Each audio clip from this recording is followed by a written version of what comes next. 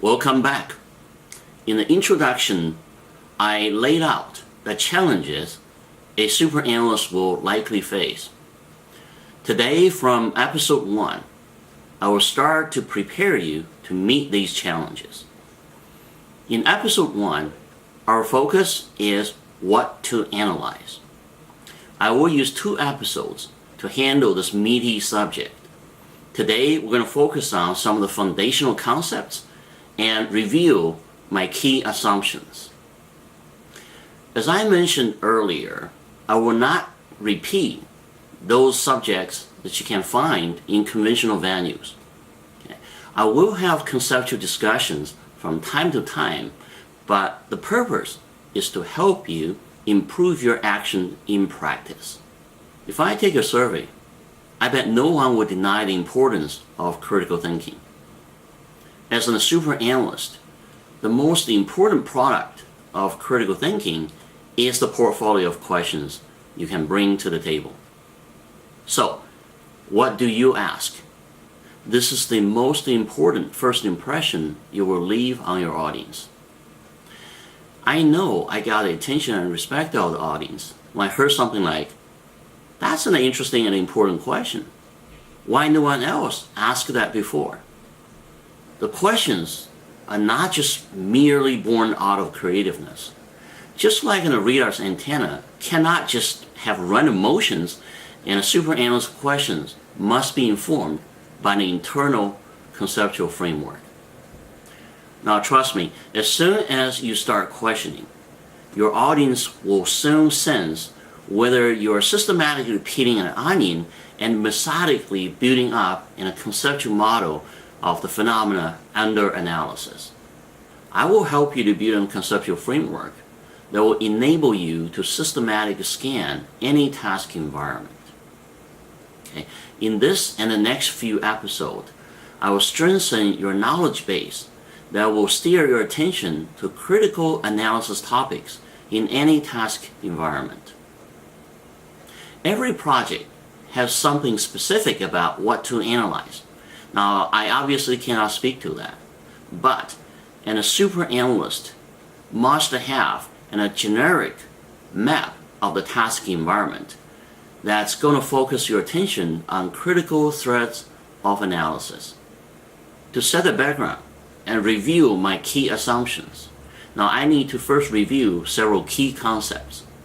Okay, here, let's switch to PowerPoint for some illustrations. The first concept is about the relationship between IT and business. Now, I will explain later how this concept will steer your line of questioning. But first, let me outline the 3 different views out there. The first view is IT imperative. People holding this view believe that IT is good. Now, business should adjust itself to take advantage of an IT application. Now, when you hear the term business process reengineering, you can probably sense the assumption of IT imperative. The second view is business imperative. Now, people holding this view believe that IT is merely a tool. Now, business people should specify what, how, when, and where to do. And technology needs to be designed and molded accordingly. The third perspective is emergent. Now, people holding this view believes that both IT and business are components in building a work platform. IT and business have a mutual adjustment relationship. Now, it implies that out of the gate, an IT application is unlikely to be the good design for a business. The business, on the other hand, is unlikely to know all the potential benefits of an IT application. So, it leads to the conclusion that what the benefits an IT application can bring about, and how should the business adjust itself to take advantage of them, will only emerge over time during the life cycle of deploying an IT application. There is no verdict out there on what is absolutely right or wrong, but empirical evidences seem to favor the emergent perspective. I think your real-life experience and my experiences probably confirmed that. Now, think about it. If an IT application design represents a new design of the work practice, when it's first out of the door, it is an untested redesign. In real production use, it is likely we're going to see surprises. Well, let me tell you a real story of my experience in a bank. Before I discuss the use of the IT application, let me first explain the task environment so you will have a context in which to appreciate the unintended consequences of using a new IT application. When the bank got a commercial loan application, it will form a team with one staff person to perform the credit analysis and a line person to interact with the client. During the loan origination process, the staff and the line person were collaborative and working together to update credit analysis in a document called Credit Write-Up. Although in a collaborative product, but the staff person has an added right to have the final say about what's in and what's out. Now you may ask why the staff person have the added right. Well, the bank knows the line person's motivation is to get the loan booked, because the line person's compensation package depends on the commission of total loans booked. Now, as you can imagine, it's not hard to understand. A line person wants to go easy on the borrowers because they want the loan to be booked. And that will increase the odds that the bank get bad loans. The bank don't like that. So they set up the staff person to be the first line of defense. They are responsible for the credit analysis integrity so that to minimize the percentage of bad loans in the bank. So the bank, in order to achieve that, they set up the staff person's compensation as the direct tied into the percentage of bad loans that the bank had in its portfolio. So, in order to do that, the staff person must be entrusted with the editorship of the credit write-up. Now the story. It's very time-consuming for the staff and line person to go back and forth with email attachment of the credit write-up. So the bank introduced a new workflow application to speed up the collaboration between the staff and the line person on the team. This particular event happened not long after the use of the new IT application. Now one day, Vicky, a line person, asked Tim, a staff person, to transfer the added write-up and the credit write-up. Because Vicky said she just wanted to make some quick and simple changes to the document before going to lunch with the client. Unlike in the old world of email attachment, Tim was very hesitant this time because he was just afraid that Vicky is going to make some unauthorized changes to be so easy on the client that it will be really hard for Tim to even detect these changes. You know, after all, this is on a 17-page credit write-up. But on the other hand, Vicky and Tim are teammates on the team. They're supposed to trust each other. So it's very hard for Tim to really say to the face of Vicky, I don't trust you. So finally, Tim reluctantly honored the transfer requests. Sure enough, Vicky made many changes to the document, and a lot of them was to Tim's dismay. And now Tim had to discuss and argue with Vicky about all these changes and trying to catch even all the changes that Vicky made. It was very hard. After that event, the staff people stopped honoring the edit right transfer requests from the line people. This, not surprisingly, irritated the line people. They collectively complained about the distrust from the staff people. Okay, This new us against them attitude really hampered the collaborative spirits among team members and adversely affected the loan origination process. The management, especially the CIO, was really puzzled by this. They were saying that distrust is not a new phenomenon. Now, we all knew that. That's why we set up the different incentive structure so that they're going to check and balance each other. Now, why is a big fuss after the use of a new IT application? So they were really puzzled, and they asked me and say, hey, you, the researcher, tell us something about it. Okay, let's analyze it. There were several components in this play.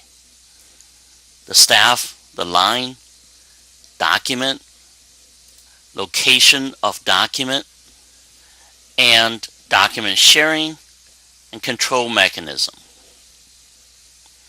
The key change introduced by the new workflow application was who could edit the master copy of the document.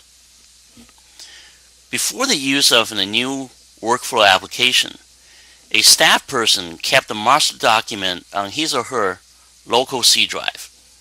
When the line person asked for the document, the staff person had no concern to email attach the document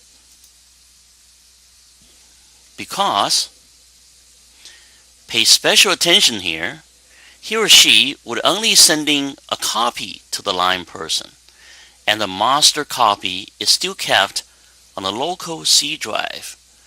There was no way for a line person to change the master document. That's the old way. After the use of a new workflow application, however, the master copy is stored on a server and controlled by edit right held by the staff author. Now, transferring the edit right means enabling the new editor to change the master document. The new document control mechanism introduced by the new workflow application essentially changed the meaning of, can you give me the document? In the old world, the staff just honor the request without hesitation. The staff person could pretend to trust the line person because the staff person never lost edit right to the master document by emailing a copy of the document. The distrust could be swept under the carpet. In the new world, however, giving away edit right means giving away the master document. This would effectively eliminate the bank's business rule of staff control of credit analysis quality. The staff members had to say no to the line people, but the rejection laid bare the sentiment of I don't trust you. As you can imagine, this had a really serious negative effects on the collaborative relationship among team members. Now let's digest the implications. The introduction of the new IT application changed the control mechanism of work artifacts, which is central to the collaborative outcome. Okay. No users, stakeholders, management, or IT people saw that coming. Now, I wouldn't blame them. It was extremely hard to anticipate these complex implications. They were consequently very puzzled and troubled by these effects. The management was like, you guys didn't trust each other anyway. And why a big fuss after the news of the new IT application? Did you guys just hate that application? When I explained my analysis to the CIO, he was so impressed. He started a monthly lunch meeting with me just for me to update him on all the observations I had about the interaction between technology and work. Second, as a super analyst, one must know the relevant key features of an IT application. Now in this case, it is a control mechanism of the document. And also the critical business rules in a task environment. In this case, who has the authority to control the edit right of the credit document?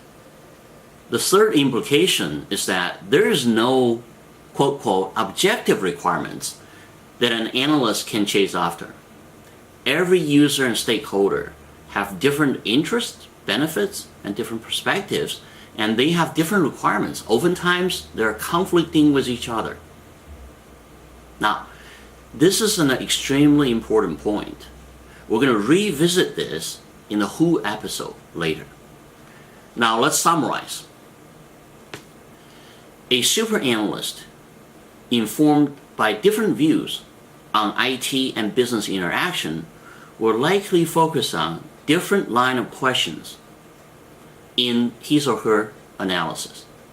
If a believer of IT imperative, the super analyst will likely focus on what the IT application can help the business, what, where, how, in his or her analysis.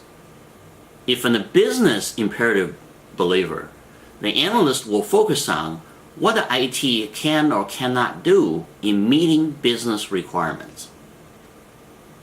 If a believer of the emergent view, and then the analyst will not only focus on one side, he or she will probably analyze the features and functions of what the IT application can offer, explain that to the business, and not only analyze how the technology will meet their needs, but also what opportunities IT can bring about so the business can take advantage of that, and how can the business make changes to itself to be able to take advantage of that.